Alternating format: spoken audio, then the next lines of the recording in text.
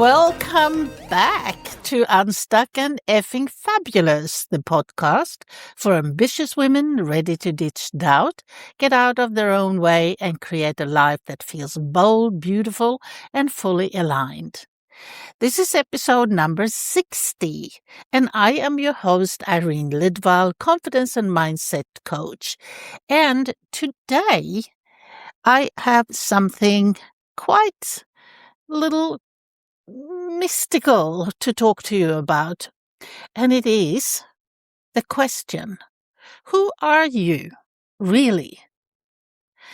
If I say you are not your name, you are not your Instagram bio, you're not your degree, you're not your relationship status, you're not your job title, not how much money you have or how little, not what people think of you, because let's be honest, those things are things that we have.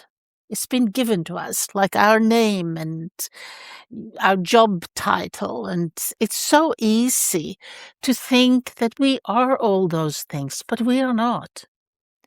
And if we strip away everything you used to introduce yourself as, who would still remain? Because most people spend their entire lives building an identity around things that can disappear overnight.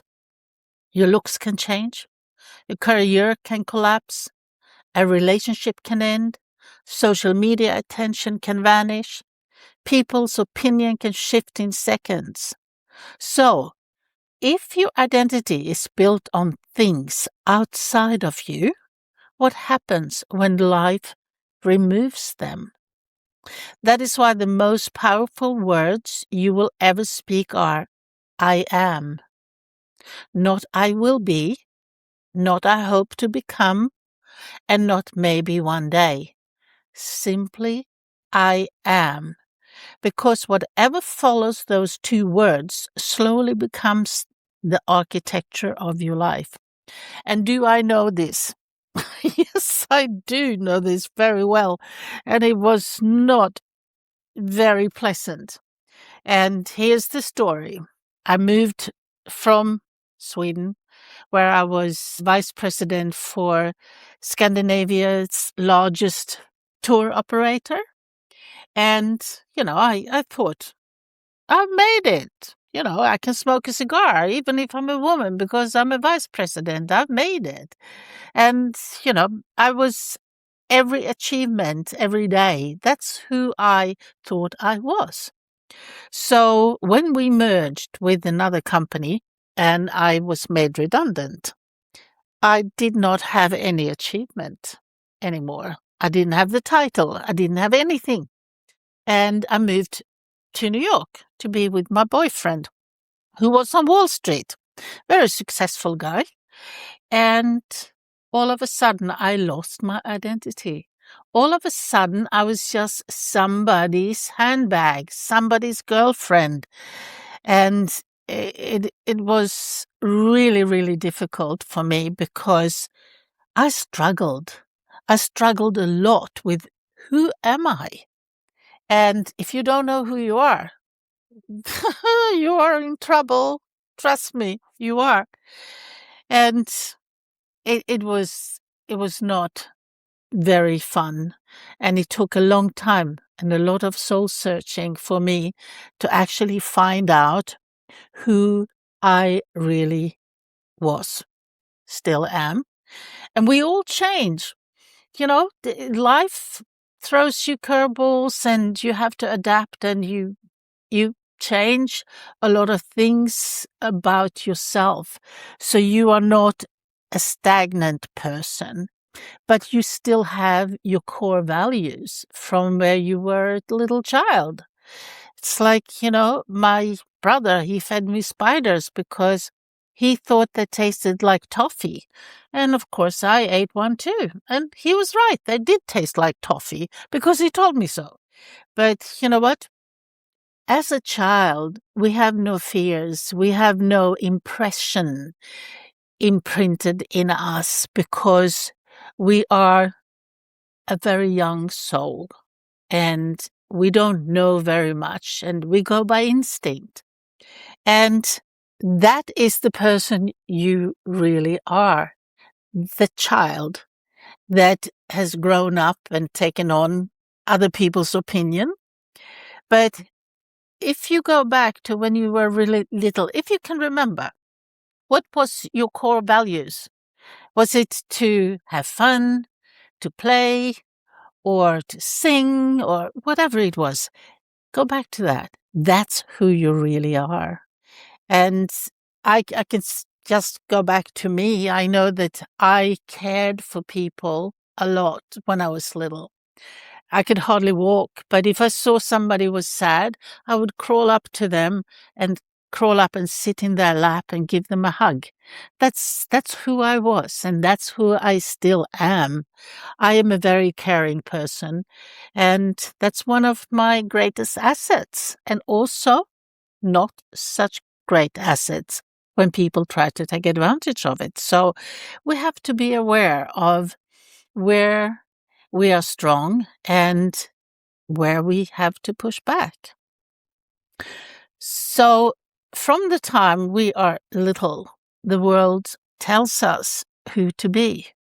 Be successful, be attractive, be cool, be productive, be liked, be chosen, and it's all very easy because we want to be loved. We want people to like us. So we take on whatever is told to us. And somewhere along the way, we begin performing instead of living. And we are performing. We all are performing. We create versions of ourselves for different rooms. One version for work and one for dating, flirting, one online, one for family, and one for friends. And after years of performing, many people secretly don't even know who they are anymore. They know what gets approval. They know what gets the likes.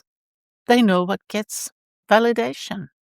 But they don't know themselves. And I think this generation is exhausted from performing because pretending is expensive. Pretending to be okay, pretending to be confident, pretending to have it all figured out, pretending not to care, pretending to be someone you think the world will love. But here's the truth, my darling. You were never meant to build a life around performance. You were never, ever meant to perform unless you're an actor, because you were meant to build a life around your truth. And truth begins when the masks come off. So let me ask you again, who are you without the labels? Without your followers, without your achievements, without your failures, without your trauma, without your mistakes, without your reputation? Because many people accidentally become the stories that happen to them. I am anxious. I am broken. I am behind. I am not enough. I am too much. I am unlucky. I am difficult to love. Hey, that's a really harsh thing to believe. But you know what? They are not identities. They are experiences. They are moments. They are wounds. You are not your worst day. You are not your bank account. You are not your heartbreak. You are not your insecurity. Underneath all of that, there is still a human being with value, like I said earlier. And maybe the real journey in life is not becoming someone new.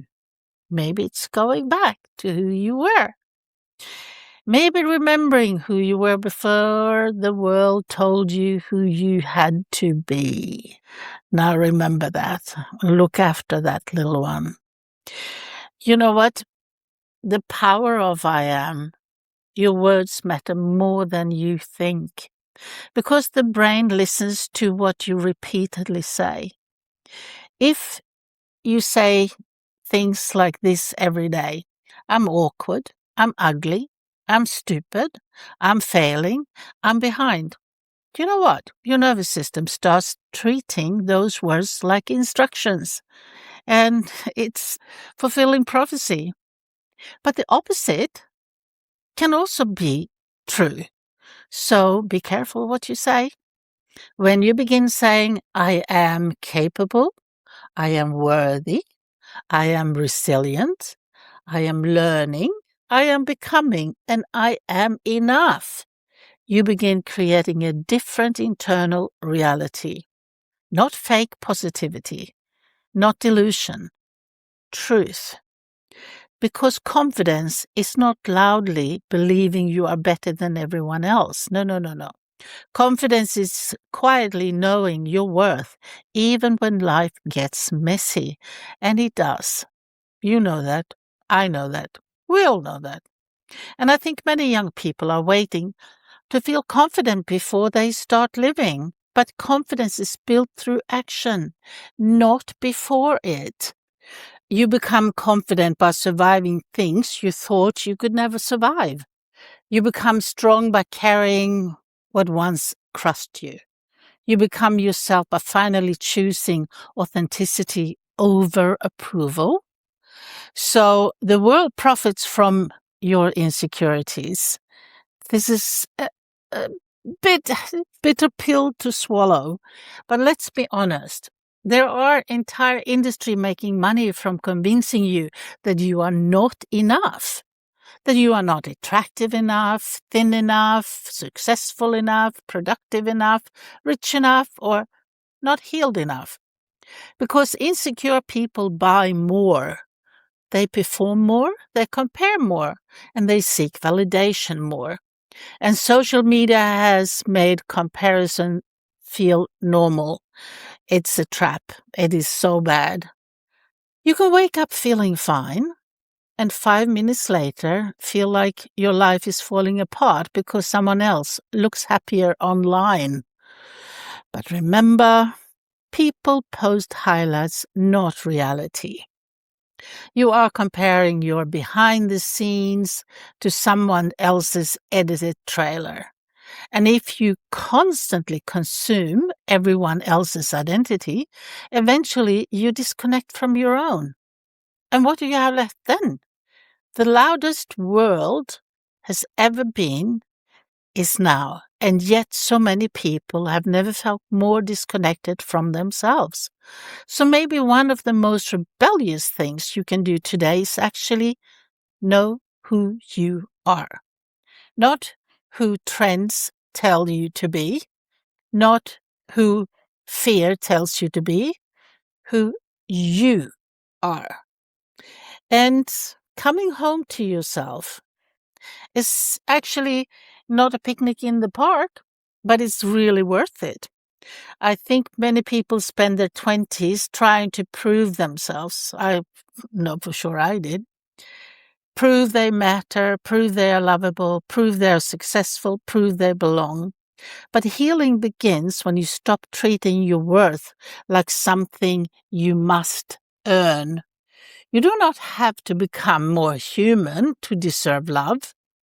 And you don't have to become perfect to deserve peace. And maybe the goal is not to create a perfect life.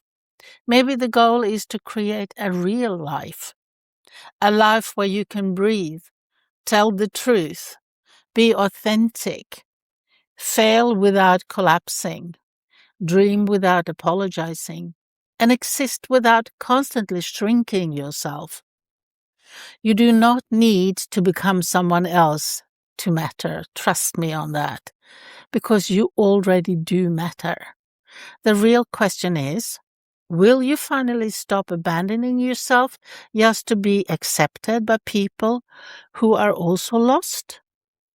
So I want to leave you with this. One day life may remove the things you built your identity around. The relationship, the job, the image, the approval, the plan. And when that happens, I hope you still know who you are. Not because of what you achieved, but because of what life has given you and what lives inside you. Your spirit, your heart, your courage, your values, your humanity. That is the real you. And maybe the most important work you will ever do is learning to stand in a room with nothing to prove and still say, I am enough. I am worthy. I am here. I am becoming. I am. And with that, I say that there is one little thing that I almost forgot. This is very, very important. It is the way you enter a room tells the world who you believe you are. Let's talk about something small that actually isn't small at all. The way you introduce yourself when you walk into a room. Most people think confidence is about being loud, being funny, smart, or successful. But real confidence is actually energy. It is presence. It is the decision to stop shrinking yourself before anyone even speaks to you. Because whether you realize it or not, every time you enter a room, you are introducing people to who you believe you are. Not just with words, but with your posture, your eye contact, your whole energy, your apology, or your presence. Some people walk into a room already apologizing for existing. They make themselves smaller, quieter, less visible, less powerful. Why? Why do they do that? Because somewhere along the way they learned, don't be too much, don't stand out, don't take up space, don't make people uncomfortable. But here's what I want you to understand. You teach people how to meet you by how you meet yourself first. When you walk into a room hiding, doubting yourself, minimizing yourself, people feel it. But when you walk into a room grounded in who you are, not arrogant, not fake confident, just rooted in your worth, people feel that too. And introducing yourself matters a lot, not because your name is important, but because you are. There is a power in saying, hi, I am Irene, or hi, I am Claire. Clearly, fully, without shrinking, without rushing, and without apologizing. Because for many people, even saying their own name confidently feels uncomfortable. I remember I had that when I was in elementary school, because Irene Elizabeth Lidval. Yeah, this sounds regal. And you know what? I didn't want to feel regal. I wanted to feel like the rest of the farmers in my class. But there I was, standing up with Irene Elizabeth. And you know what? It tells you something about you. So many people have spent years disconnected from themselves. But your voice matters, your presence matters, your energy matters. You never know what room changes your life. So it could be friendship. Like I met my best friend Jill. I didn't want to go. And she didn't want to go either. And all of a sudden there we were, two wallflowers, and we looked at each other and we started laughing. And we became immediate friends. And with that came opportunities and the connections and business ideas and relationship and the moment. You never know what's going to happen when you enter a room. And sometimes the difference between staying invisible and changing your entire future is actually having the courage to introduce yourself fully. Not as who you think people want you to be, but as who you truly are. You can place yourself in a room and not wanting to talk to anyone, but you know what? Fulfilling prophecy. Oh, nobody liked me. But that's bullshit. So with that, I say, go out there and introduce yourself. Be open to meet new people because you never know what's going to happen. And with that, have a wonderful weekend. And I hope to hear from you about what happened when you started introducing yourself and when you found out who you were. Who are you?